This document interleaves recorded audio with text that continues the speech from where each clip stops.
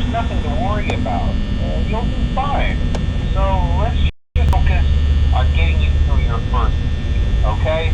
Let's see. There's an introductory greeting from the company that I'm supposed to read. It's kind of a legal thing, you know.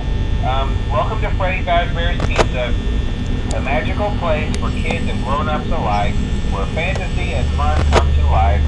Fazbear Entertainment is not responsible for damage to property or person. Upon discovering that damage or death has occurred, a missing person report will be filed within 90 days or as soon as property and premises have been thoroughly cleaned and bleached and the carpets have been replaced. Blah, blah, blah. Now, that might sound bad, I know, but there's really nothing to worry about. The animatronic characters here do get a bit quirky at night, but do I blame them? No.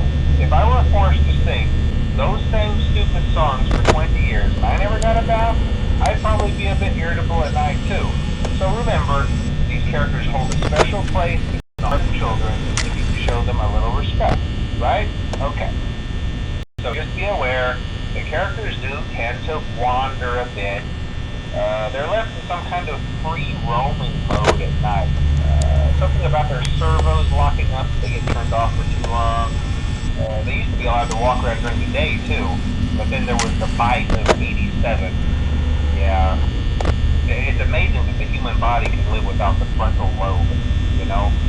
Now concerning your safety, the only real risk to you as a night watchman here, if any, is the fact that these characters, if they happen to see you after hours, probably won't recognize you as a person.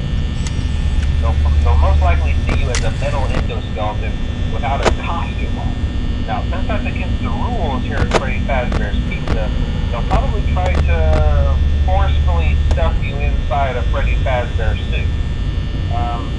Now, that wouldn't be so bad if the suits themselves weren't filled with cross beams, wires, and animatronic devices, especially around the facial area. So you can imagine how having your head forcibly pressed inside one of those could cause a bit of discomfort and death. The only part of you that would likely see the light of day again would be your eyeballs and teeth that pop out the front of the mask. Yeah, they don't tell you these things when you sign up. But hey, first station agrees. I'll chat with you tomorrow.